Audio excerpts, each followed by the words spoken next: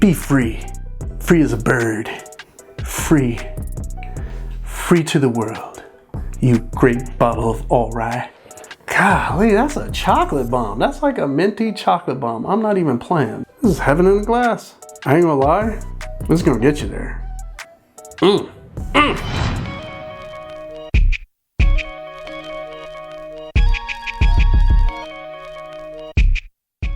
Whiskey fam, thank you for joining us here at the Whiskey One channel. You're in for a treat. One of my favorite brands is the Distillery 291, and they make good stuff. I have not tried this one, so this will be a fresh uncorking. Without further ado, let's just dive right into this bad boy. This is the All Rye. If you've seen any of the marketing, any of the messaging on social media by 291, they call this the All Rye, All Rye, All Rye, because it is made from 100% malted rye. 100%. And they also refer to it as a single malt, which categorically, I guess you could say that. Now there is a big push, and if you guys haven't heard the news, there is now the American single malt. And technically, for that single malt, they're referring to 100% malted barley. And what's going to be a little different is that this is rye, and it is malted rye. So, for whatever reason, I think they're still referring to it as a single malt, but who cares? I am excited to try this. I've been eagerly and patiently waiting to dive in. I have several 291s, which you can see in the background, so I am a big fan. But I had to get this one in person. This was available at Sealbox online, but I had to get this one in person last month in April 2023.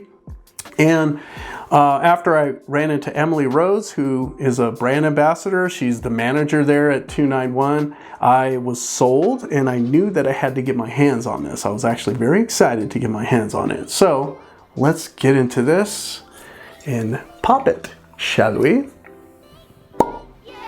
Ah, beautiful sound. Love that sound. Now, if you guys are new to the Whiskey One channel, we appreciate you stopping by, checking us out. And if you are a return sipper, much love to you. We continue to enjoy and appreciate all the support that you guys throw our way. Now you notice I'm sipping from a Whiskey One glass. So if you get an opportunity and you sign up as a Patreon, you're likely to get one of these for free. Within the next month or two, I want to make it a limited time. So I would certainly love to get your support. We have different tiers, so there's different benefits to being a Patreon, discounts on several of our merchandise, but you also get sneak peeks, you get early access, behind the scenes content, and we'll definitely be looking to you guys as Patreons to help drive the channel, right? But without further ado, let's get into this. Now this is a treat because it's a high proof, and I guess you could call me a proof hound because I definitely go after the high proof stuff. And this is bottled at 66.3% or 132.6 proof if you rather get the proof info. Now what you don't get on the label is the age statement. Now me personally, after visiting 291, going through their tours, one of the things that they do share is their whiskey is typically aged for between 1.5 years. They don't really age it for a very long time. And you might be wondering, how in the world does it get this dark just after 1 to 1.5 years? The answer is simple. They basically age it in 10-gallon barrels versus your standard 55-gallon barrels or your big boys. So not only are they aging it in smaller barrels where they get a little bit more of that interaction with the barrel, they get more surface interaction. That difference in climate definitely helps with this aging because there's been no coloring added. And it's hard to get whiskey at that age to look this dark. So on the nose, let's see what we get. Okay, interesting. This is a rye, and it's made with half Colorado malted rye and the other half with German malted rye. But for being a rye whiskey, holy cow. Yes, it's rye, but it's not what you expect from rye. Super, super chocolatey, super sweet. It feels rich with molasses, actually salted toffee, because there is a little bit of minerality on this. Dare I say, it's like poking your nose in a jar full of honeycomb honey. It feels a little bit waxy, almost sort of grainy, like oatmeal. But lots and lots of chocolate, a little bit of leather. And then you get cloves, you get cinnamon. And this feels quite minty, a good amount of mint.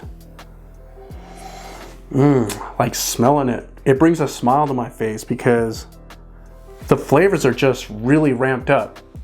Mind you, for a barrel proof, what most folks probably are going to assume is if I nose it or I smell it, it's just going to overpower me. And that's one of the beauties behind what 291 is able to do. Most of their stuff is high proof. They have a lot of single barrels, they have a lot of barrel proofs, and their specialty releases usually are high up there in proof. But they never ever overwhelm the nose. Like, I don't get this like ethanol punch. I've never had an ethanol punch from a 291 bottling. So let's get into this. Cheers.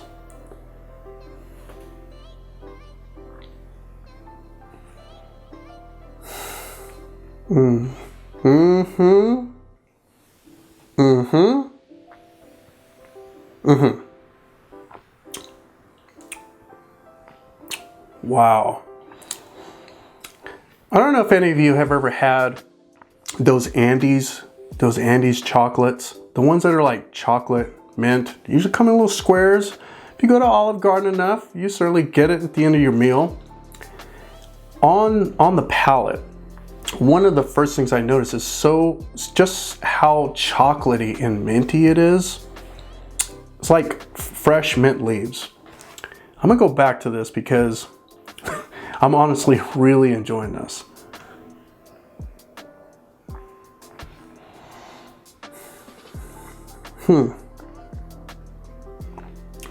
Wow, for being high proof, and this is well into the 60s, you don't notice any burn until about 10 seconds. It slowly creeps its way towards the back of your throat, but such an inviting whiskey. So on the palate, again, chocolate forward, mint forward. But then you start to get those baking spices, and I'm talking, your cloves, cinnamon. You get a little bit of that winter spice. Man, that is good. That is good stuff. But what I really enjoy about it is it's so warming on the palate, and it's almost hard to swallow because there's some tingling going on in the back of the palate there. But then once you swallow, you definitely get that Colorado hug. It's nice, it's warming, but I'm a proof hound.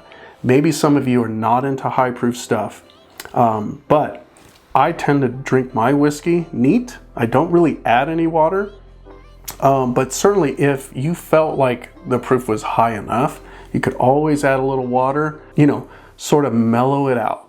But I'm gonna take a third sip because I'm really enjoying this. But I will say this is one of those that you definitely want to take your time with. Enjoy it. Don't make any plans. Again, being high proof, you really don't want to have any plans after this. You want to just chill and just enjoy the moment. So one more sip.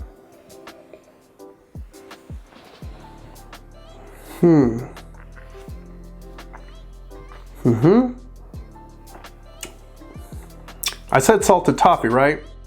It's also sticky sweet, and I like that. It's not overly sweet, so I wouldn't say this is like a dessert whiskey or anything like that, right? But man, you definitely want to have it for dessert.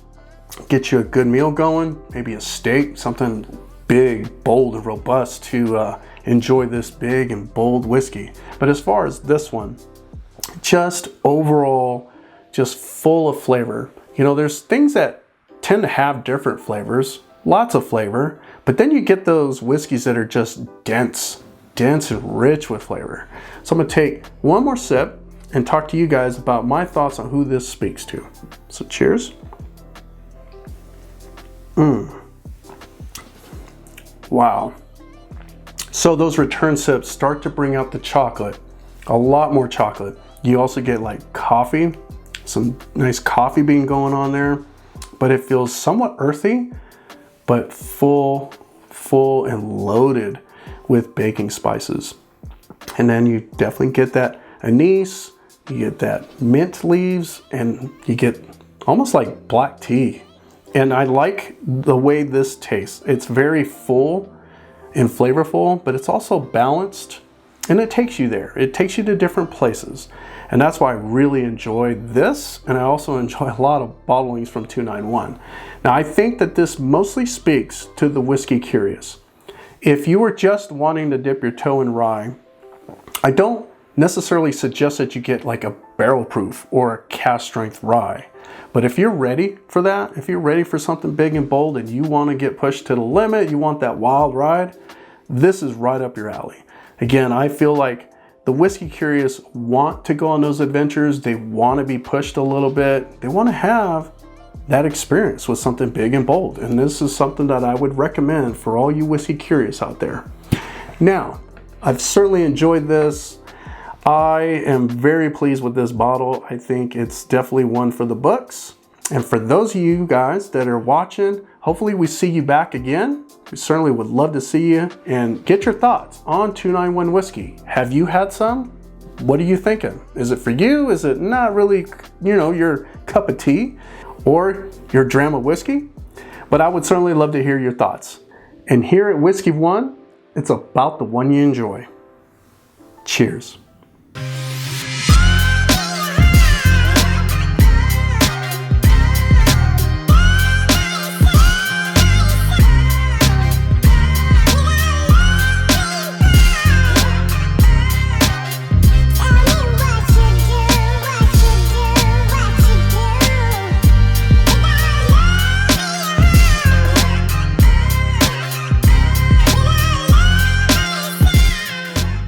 I don't know if I like you, Cork Cage. You keep all that whiskey locked in. You don't want to share. Hey, am I red? Am I red? Am I red? Whiskey makes the cheeks red. Such a Cork Cage, you know that? Golly, that is good. Yes, it's so good. It's so good. It's so good.